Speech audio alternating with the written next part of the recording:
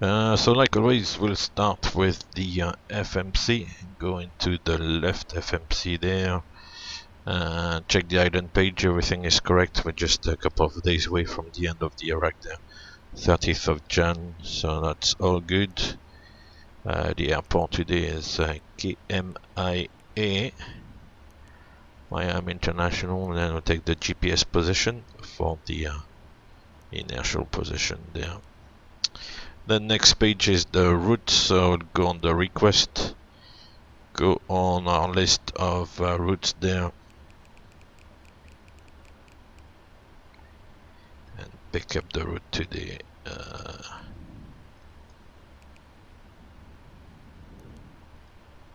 There's one there, and request. So obviously, as I said before, the list there of routes is not really realistic. In the real aircraft, it doesn't come up like this.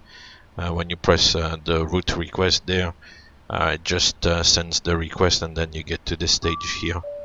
And usually it takes a little bit longer for the uplink to come back, but it's relatively quick. And then you'll get to this stage again with the route 1 uplink ready message showing in the scratch pad there, so you can clear that message and then load the route.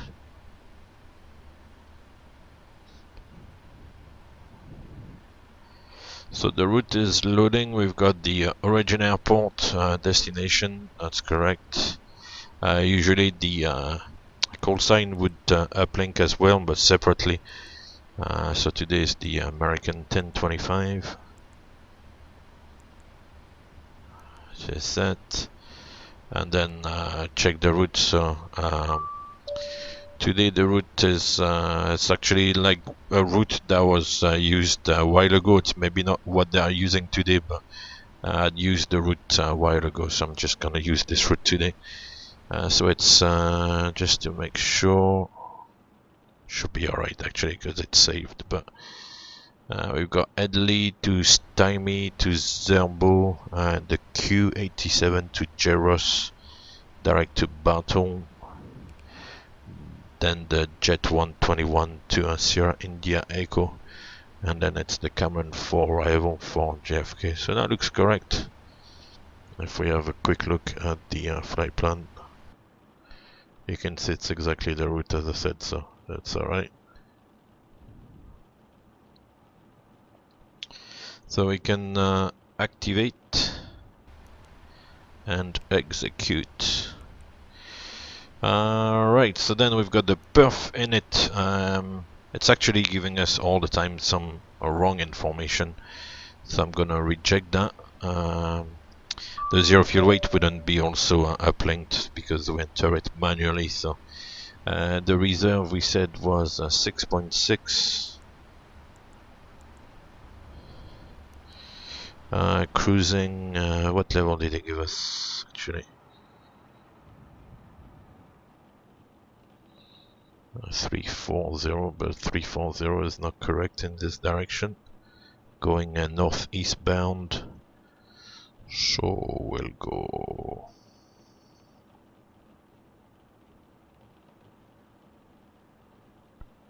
350. It's gonna be good.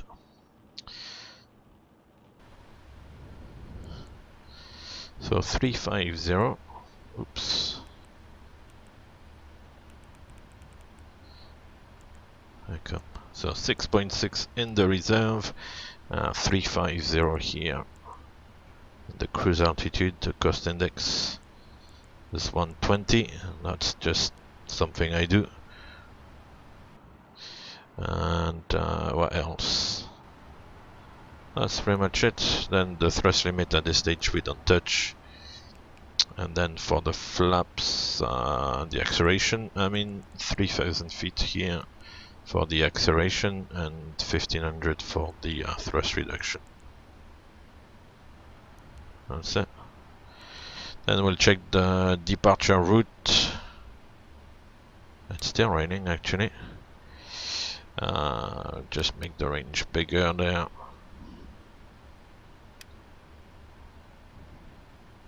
Yeah. going too fast there. So 08 right, and it's the Edley 2, and then we'll check that there's no discontinuity on the route page. Here we are, and we can execute. Then looking at the legs page, makes more sense like that now. If we look at the EFB,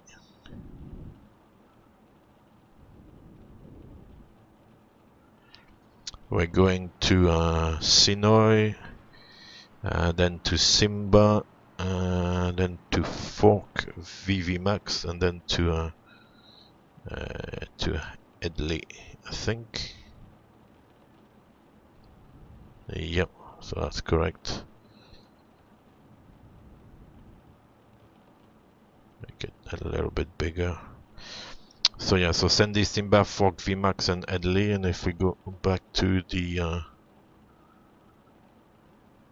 aircraft, that's exactly where we have Sandy, Simba, Fork, VMAX, and Edley, so that's good. Alright, so then we'll load the winds.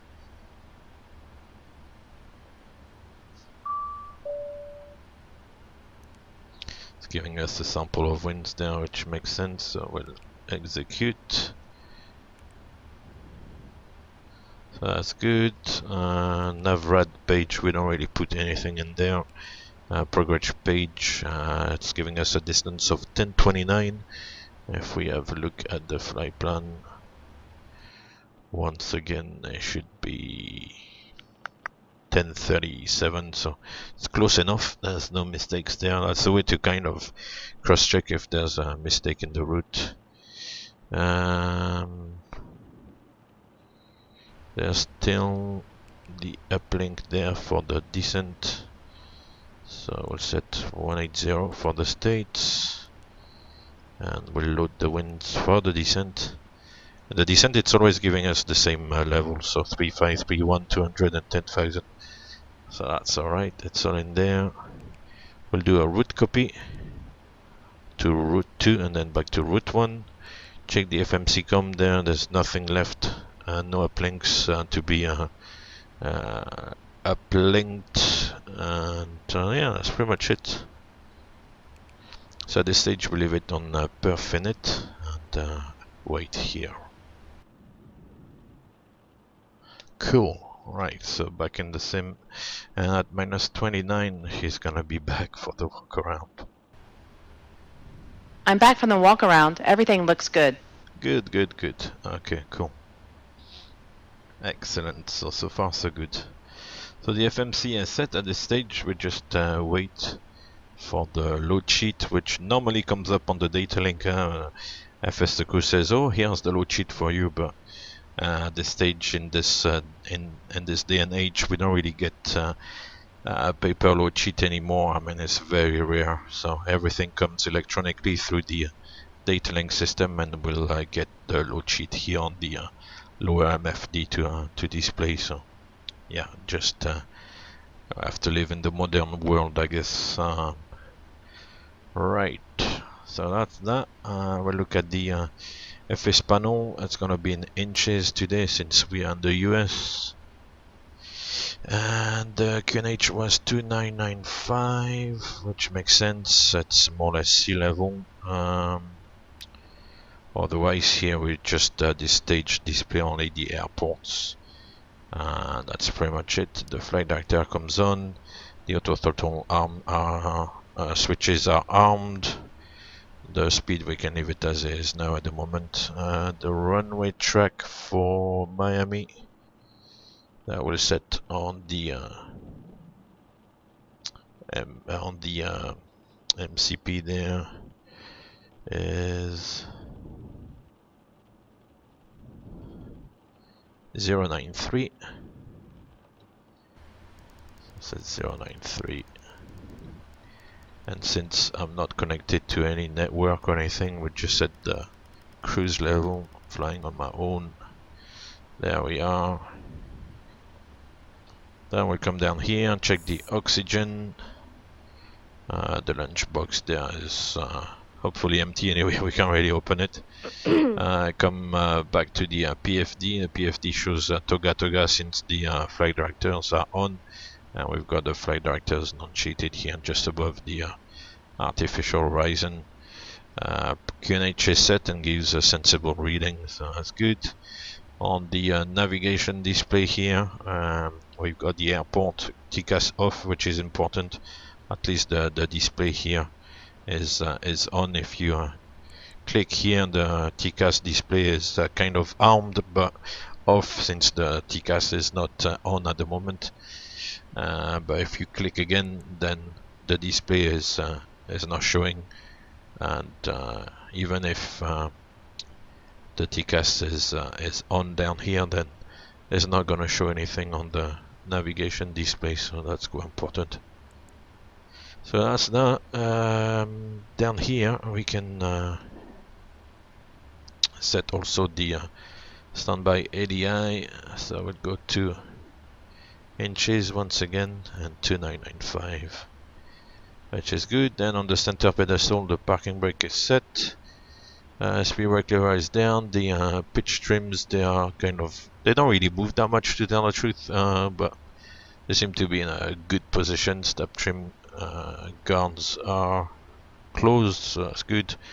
Thrust levers is closed. The thrust reverse thrust here is kind of in the stowed position, so that's good. Fuel control switches are cut off.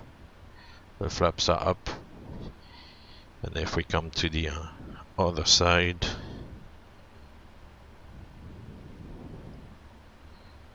then the alternate flap is on off here, and switch here is also in the off position with the guard down, so it's all good.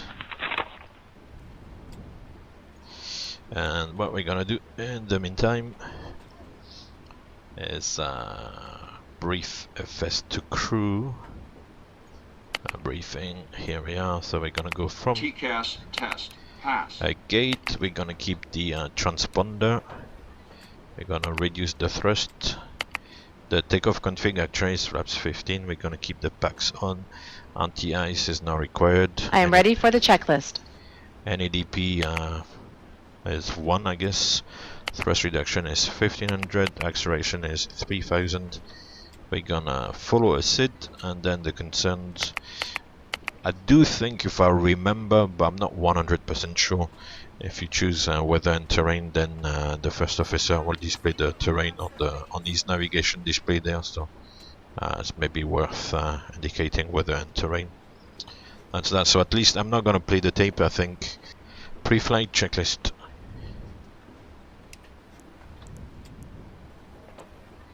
Pre-flight checklist. Oxygen. Tested 100%. Tested 100%. Flight instruments. Heading 025, altimeter 2995. Heading 025, altimeter 2995. Pre-flight checklist complete. Happy days, she picked up the voice. Cool, so we've done our pre-flight checklist.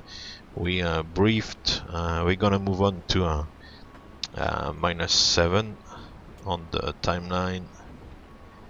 And FS to crew. I missed the number of... Hi guys, here's the load sheet for you. Have a safe flight. Thank you. Right, so you say thank you to the dispatcher. As I said, there's no paper load sheet anymore. So yeah, I do remember with a friend crossing from Manston, which is kind of almost closed nowadays. They were doing a few months ago trials for for a lorry park, I think, just in case down in Dover there's traffic jams. But yeah, from Manston to Le Touquet, so that was quite nice. But that was a while ago, yeah. Yeah, Manston was a good airport because it was one of the airports where you could clear customs and do the kind of international flight. But yeah, I believe it's closed now. At the time, there was an airline called EU Jets. I'm talking probably in, when was that? 2005, 2000, and can't remember exactly, but that was a while ago. Right.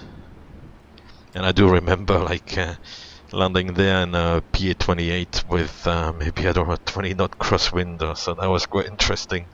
I actually had to leave the aircraft there, who couldn't continue the trip, so that was yeah, that was interesting. The good old days. Alright, so for our performance, we said our zero fuel weight is find 233.7. So we can enter it manually.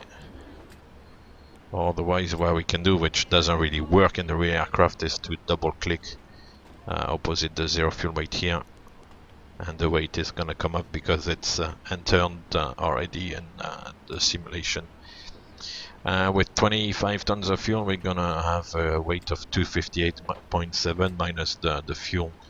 That's more or less what we calculated, 258.1 more or less.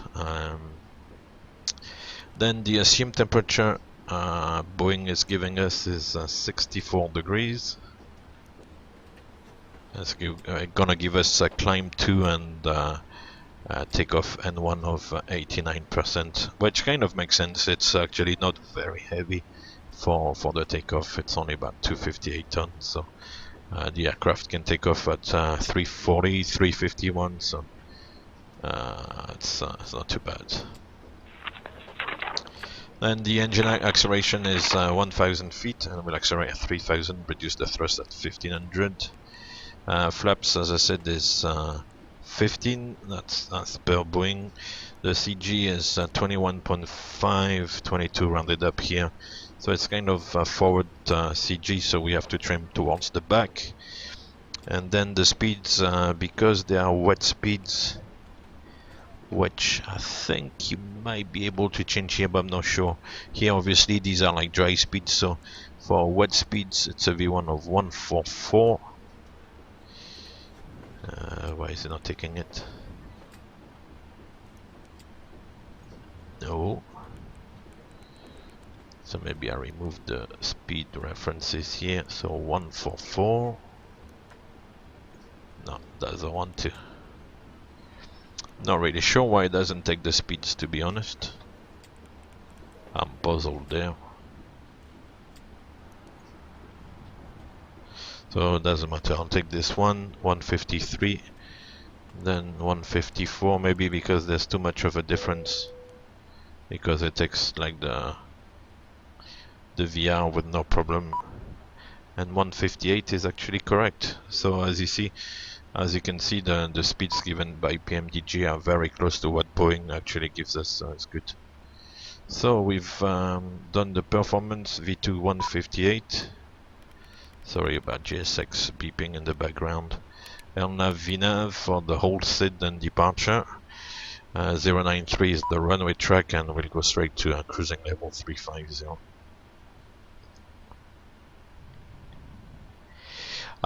Who decides to fly a Cat 2, Cat 3 approach? It's actually a bit of a combination of both if the weather is foggy. Alright guys, everyone's seated. We're all buttoned up and ready to go in the back. Thanks. Thanks. If you need anything, just let me know. Okay, so that was the purser. So yeah, so to come back to what I was saying, my PPL, if the weather is foggy, then ATC would set up LVOs, low visibility operations. But low visibility operations really is just to protect, in particular, to protect the ILS from any possible interference. But otherwise, they don't really impose the sort of approach you're gonna fly. If you want to fly a Cat 1 and it's only 200 meters of visibility, then it's it's your choice at the end of the day, but obviously it's not going to work. So we would fly really the type of approach that suits us. So if the visibility is as I said, maybe 200-300 meters, something like that, then obviously the only way to get in will be to fly Cat 3 approach. Yeah. So at the end of the day, we are in control of what we want to fly. To be honest, ATC just facilitates, for us flying the low vis approach. Does that make sense? I actually made a video about Cat 2, Cat 3 approaches and on the channel. So if you do a quick search, you'll find the video on the channel where I kind of explain the different approaches and stuff. Alright, so we're done. What I'm gonna do is the APU is running, so disconnect the ground power. Ground flight deck. Go ahead. Please disconnect the ground equipment. Roger.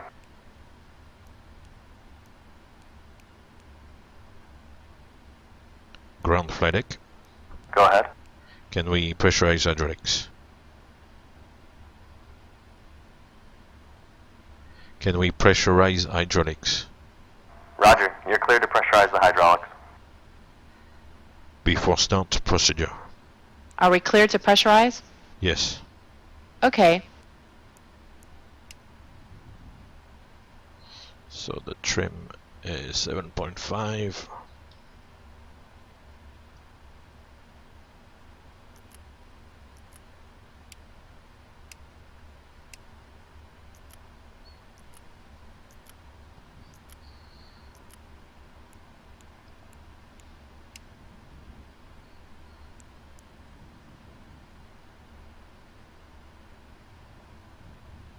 I am ready for the checklist.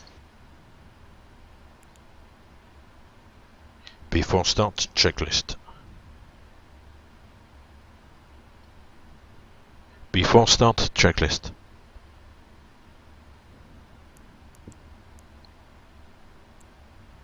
Before start checklist. Flight deck door. Closed and locked. MCP. V2158. Heading 093. Flight level 350. Set and checked. Takeoff speeds. Set and checked. CDU preflight. Completed. Completed. Trim. Set and checked. Taxi and takeoff briefing. Completed. Before start checklist complete. Yeah, this is the kind of only thing where the only checklist where I kind of need to say the standard response for the checklist. If I try to actually give the correct response, then it's not picking up on the voice recognition. So set and check seems to be working, and it's the kind of standard answer. So that's why I say set and check. It should just the response should be what's on the checklist. But if I say that, the voice recognition, which FS2 crew works on, wouldn't pick up the response. So if instead of trying like 12 times, just say set and checked. That's pretty much it, really. Yeah, the IR rating is good actually. It can kind of help you when you are in a difficult situation in relation to the weather. It can help you kind of get out of a tricky situation.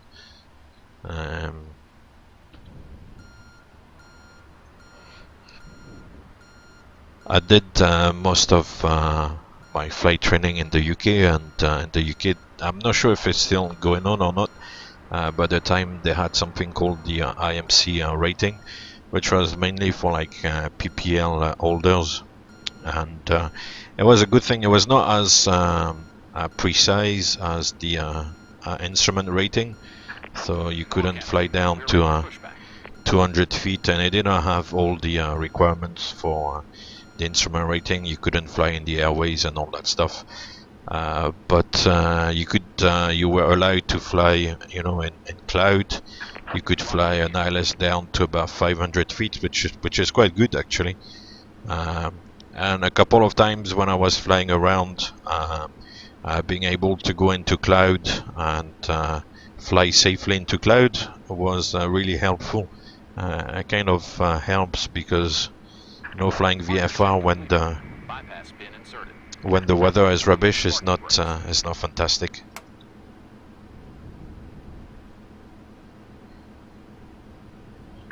Commencing push.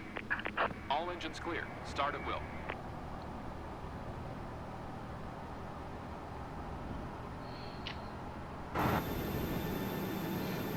Oh. Wow, that was tight on the push. I'm not really sure what sort of push he's doing there. Anyway, we'll disregard that.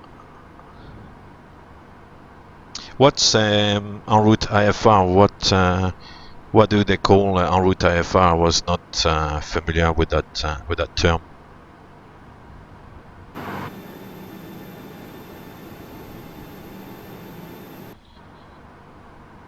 Is it just to be able to fly in cloud, but you can't fly the approaches down to low minimums and all these things? Start sequence is 2 then 1. Check.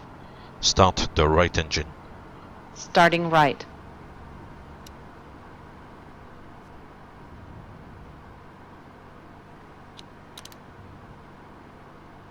Oil pressure.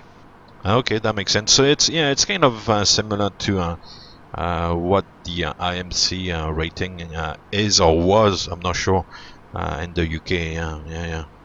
I do find it helpful.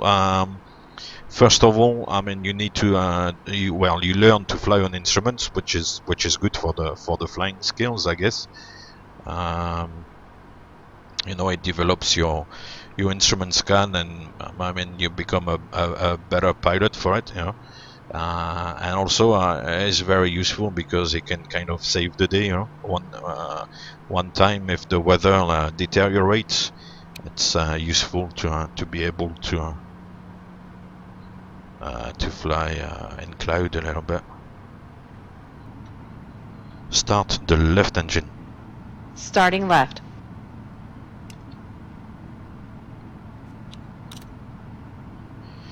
He's still pushing. Oh yeah, he's still pushing. Oil pressure.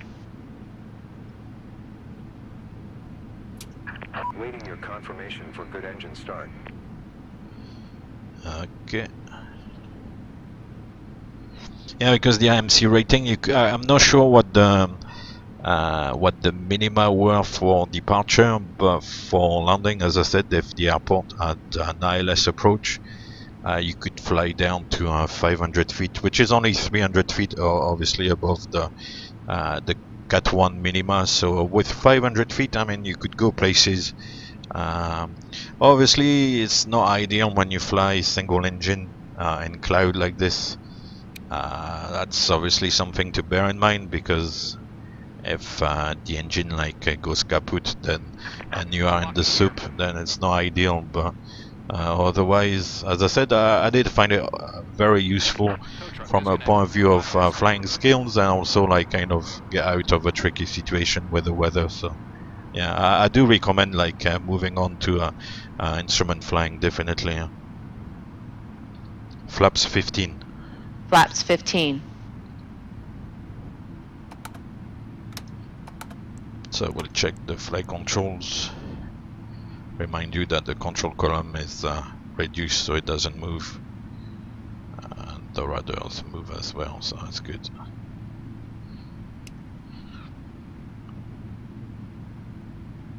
So yeah, if you can, go for it, because as I said, the main thing for me is that it can save the day, and if you can if you can do it legally, instead of kind of improvising and going into cloud when you're not really supposed to.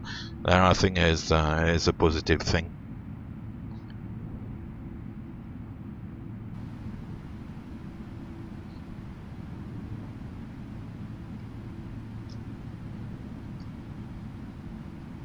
Yeah, all the control move and the rudder as well. Cool. So he's disconnecting the bypass pin, the tow bar. He's gonna jump maybe back into the tug there and kind of move away. He's kind of waved. In the meantime, the first officer switched off the APU. Check the anti-ice if it's required. Today it's relatively mild, so it's not required.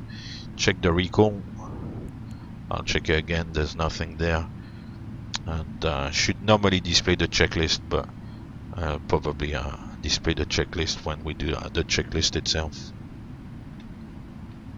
Before taxi checklist.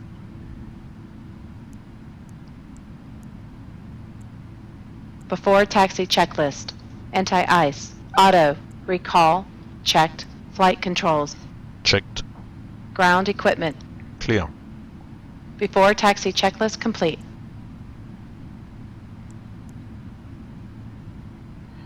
Clear left. Clear right.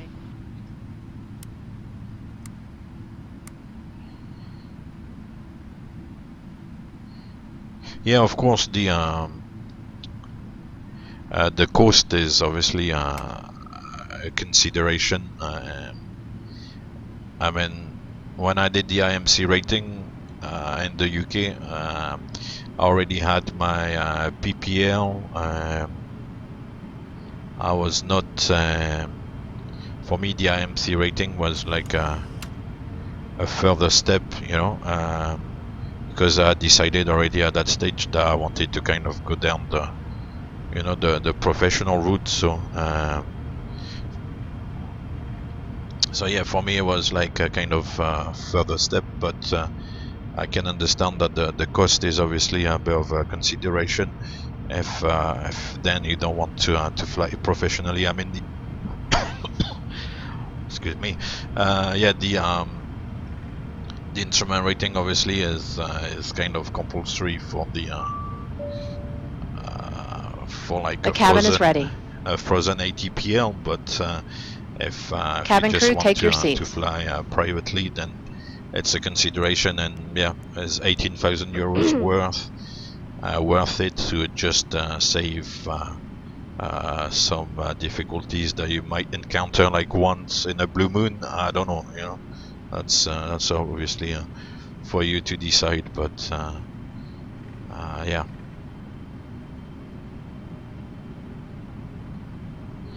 Right, so here we are on the ground in Miami. There's a few passing showers, but nothing too serious. Weather-wise, there's nothing picked up on the weather radar. Navigating on the taxiway there with reference to the Aivlasoft EFB on the side as well, so I kind of know where I'm going, hopefully.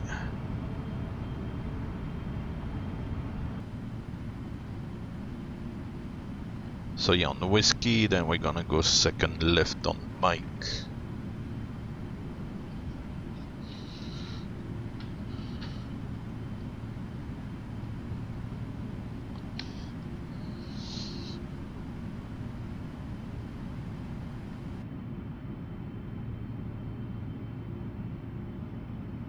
You can see here we are there.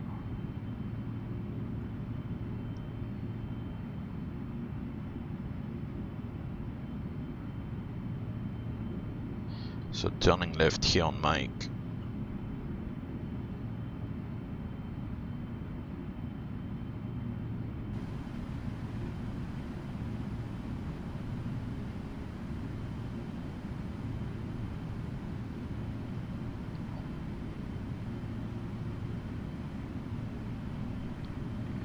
Yeah, the PPL with the night rating will be the kind of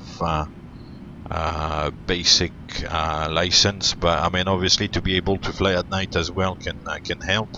Sometimes you can be delayed, and then when the sun comes down in particular, and you're kind of still a little bit far from destination, sometimes it can be it can be a little bit of a trap. So it's the night rating is definitely a good thing to have. It's not great to fly at night once again on a single engine aircraft, because if the engine quits once again, you are in a bit of a bad situation. I do remember like my instructor saying like, aim for like a dark spot and put the lights on, and then if at the last moment you don't like what you see, then turn off the lights. And so it's not ideal to fly at night on a single engine, but it has to be done. And at the end of the day, having the license can help.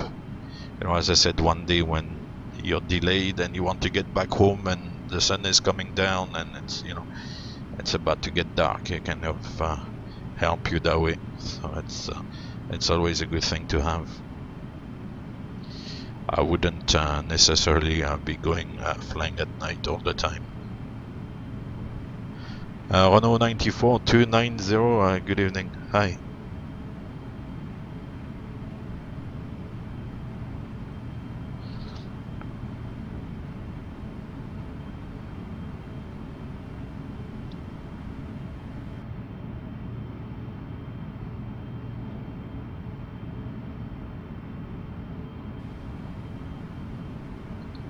Before takeoff checklist.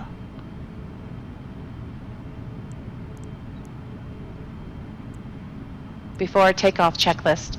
Before takeoff checklist complete. Checklist complete.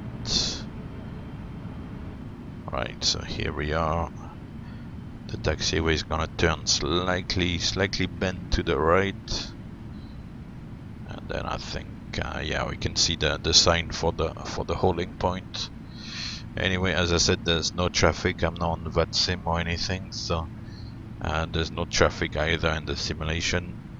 But to keep the good habits, kind of check the approach is clear to line up and wait.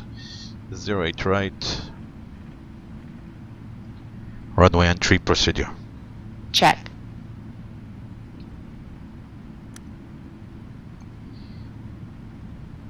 Oh, Norway, fantastic.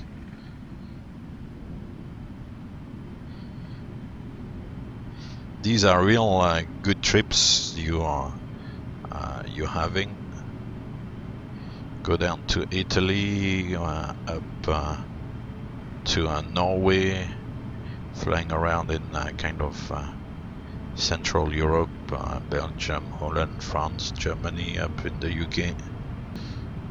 Approaching 08 right. Right, so lining up.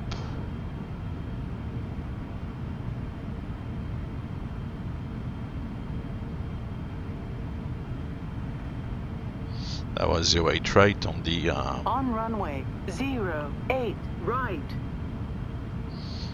On the RAS, which is correct. Off we go.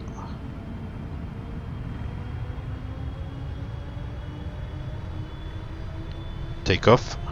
Check. Thrust ref. Check. Thrust set.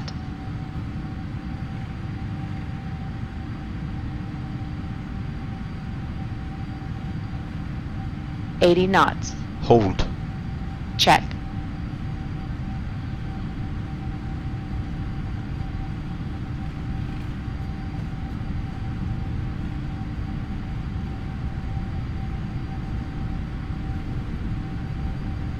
V1. Rotate.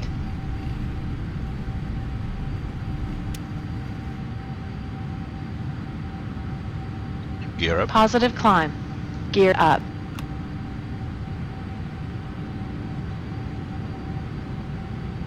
$400 feet. Autopilot. Check. Thrust ref. Check. VNAV speed. Check. Woohoo, off we go.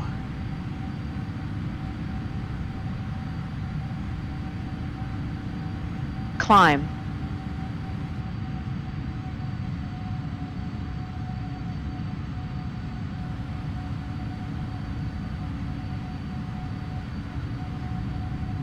Have a look at Miami. Not really sure exactly. I think the airport is slightly out of the city. Obviously here it's a simulator scenery. There's no real photographic scenery or anything, but it's obviously quite nice down there. Location of the Super Bowl next weekend. Happy days.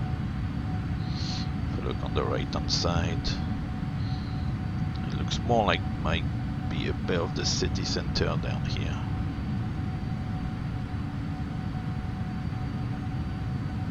Happy days. Amazing location actually.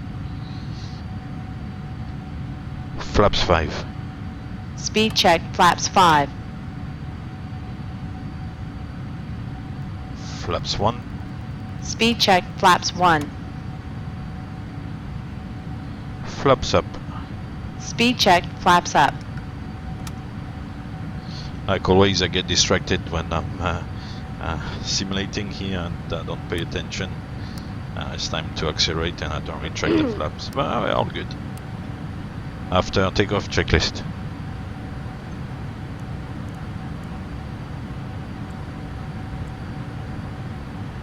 After takeoff checklist. After takeoff checklist complete. Very good. So off we go, straight to level 350, following the departure there. The tracking is now fantastic.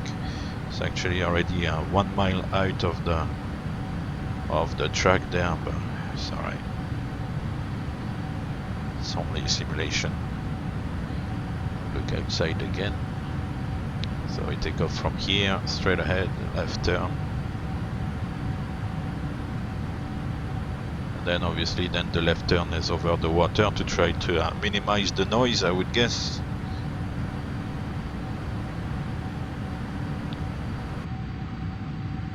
Oh, 60 hours a year is good. I'm impressed. Yeah, is it still 12 hours for the license renewal? Is that correct? For ESA license, you have to do 12 hours the second year of the SCP rating. Is that still the way it works?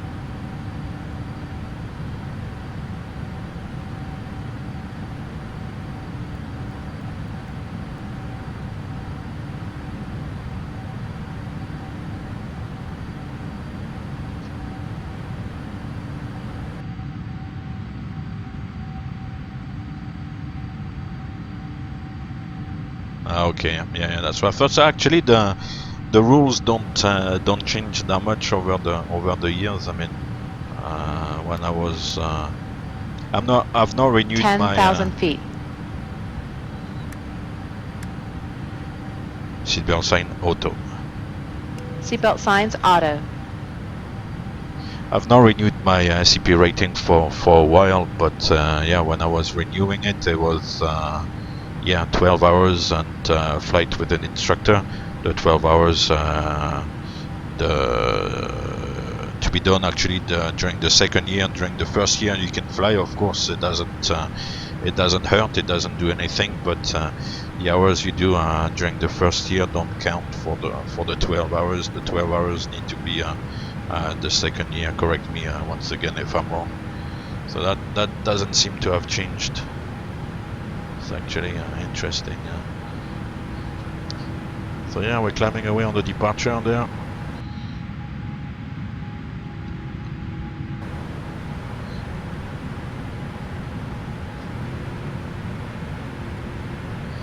So climbing quite well, 25.6 already.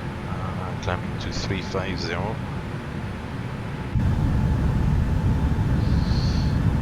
My views actually got changed today. I'm not really sure what happened. I'll have to see with what is it called, the camera software. I love the tail of the aircraft there. It's amazing. It's really nice.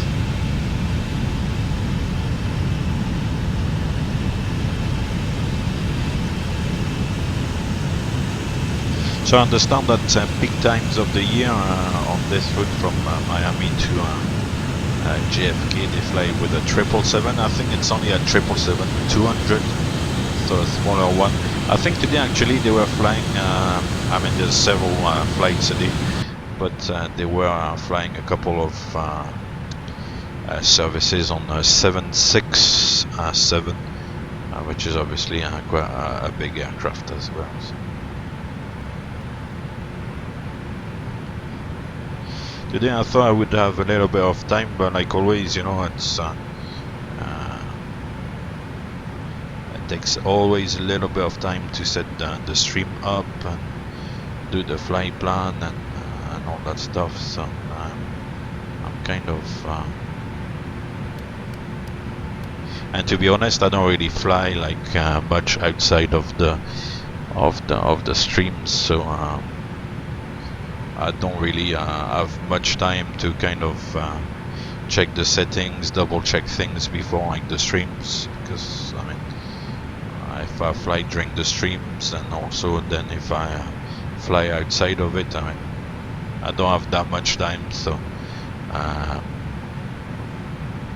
some of the settings in the simulation or sometimes are not like 100%, so but because I don't have really the time to do too much preparation. I already think I do a lot of preparation for those streams, you know, doing the flight plan, like making sure all the databases and everything are up to date, but like some of the little things, little tweaks, I can't really always have 100% there.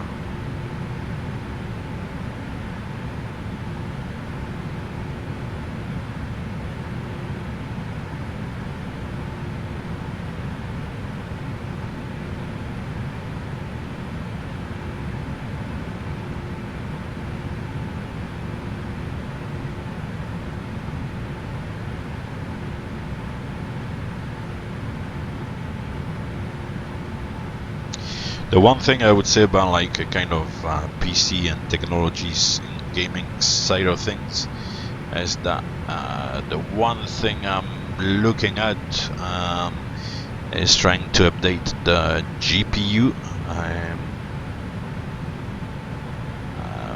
Recently I kind of dismantled a little bit my PC case to do a bit of cleaning and everything.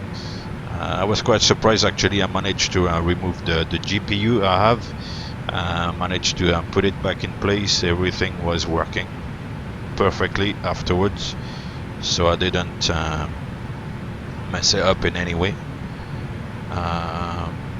So I'm hopeful that, you know, I could be capable 1,000 feet to level off.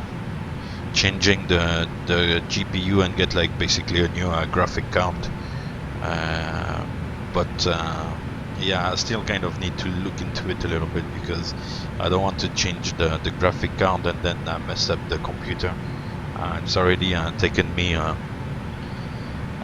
bit of time and a bit of effort and kind of get my head around things to be able to stream again. So if I mess up the computer and then I can't do it for a while, I'm concerned I might not have the will to you know, to fix the computer and then get back into the simulation and streaming again. So I think for the moment I'll stick to what I have. Hey Clemens, how are you doing? No, I've never flown any military aircraft. No, I've never been in the military.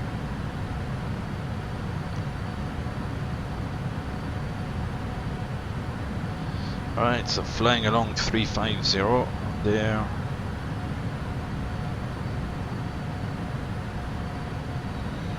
Actually, we could fly potentially on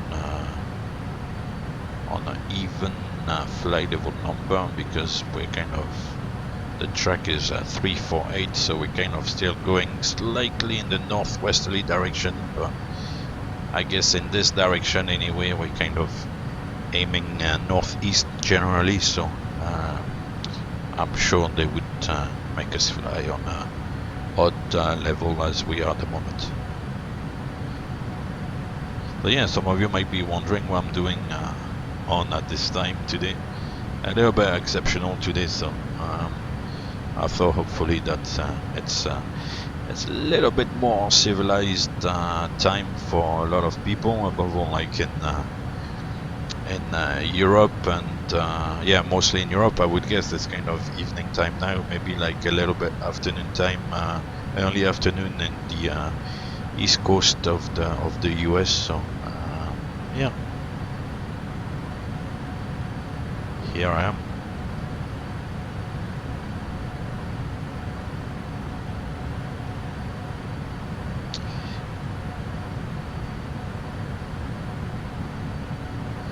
Alright, so at this stage we're gonna give ourselves a little direct. ATC in the US is quite cooperative, so take a little. I think we just passed Orlando. Yeah, KMCO down here, and Orlando Sanford, or whatever it's called. So yeah, just past Orlando on the way up to New York. They got strong wind actually, which is I guess typical at this time of year. Jet stream pretty much west to east across most of the US, so that's quite typical. 118 knots. So yeah, no bad. We'll see if I can take maybe further direct.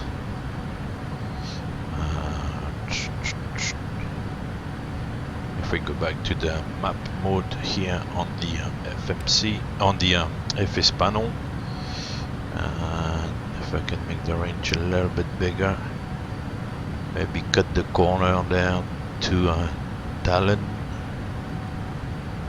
something like that.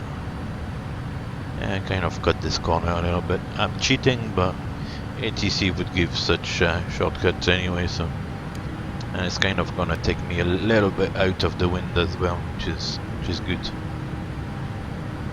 And then always matching the track with the track bug here.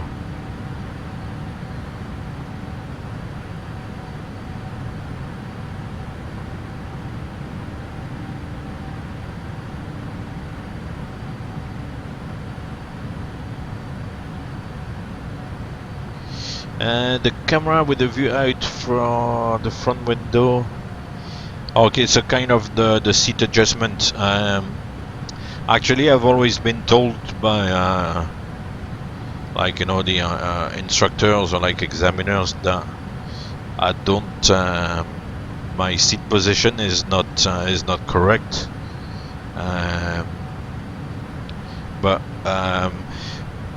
theoretically the seat position needs to be in a position that kind of obviously allows you to look outside properly, of course, but when you're on the seat and looking down over the control column, which should be like in the full position here, oops, theoretically you must be able to see this white cross here, which is just above the handle to adjust the rudder pedal. So this white cross you have here when you're sitting, a little bit like this, maybe a little bit too much there. Yeah, you should be a little bit like that, so be able to see the white cross, and then obviously look outside. Here looks obviously a little bit weird in the simulator, but theoretically, yeah, you're supposed to see that white cross when you sit and look over the control column. Personally, that's like a personal preference. I like to be sitting actually quite low, above all for the landing. It kind of helps me with the flare. If I'm sitting too high like this, I find it hard to judge the flare for some reason. It just doesn't add up with me. So, theoretically, that's the way you're supposed to be sitting. So quite high actually. with the legs quite close to the control column there, and being able to see the white cross. Does that answer your question? Yeah. Here, obviously, in the simulator as well, I kind of adopt some sort of a lower position, but yeah. But that's the theory. Then everybody kind of, as I said, do it the way they kind of feel more comfortable with.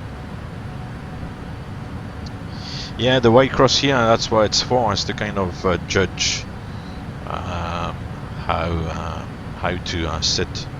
Yeah.